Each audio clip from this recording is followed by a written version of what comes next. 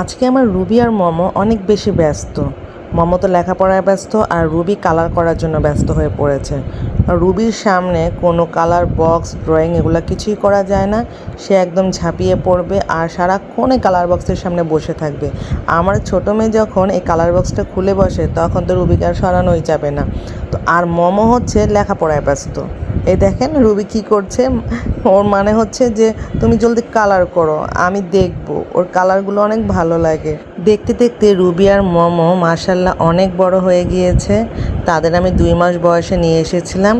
এখন রুবির বয়স হচ্ছে 10 মাস আর মমোর বয়স হচ্ছে 9 মাস। তো আলহামদুলিল্লাহ আমাদের রুবি প্রেগনেন্ট, সবাই দোয়া করবেন। আর ওর প্রেগনেন্টের কী সিমটমগুলো সেগুলো আমি আপনাদের সাথে শেয়ার করব।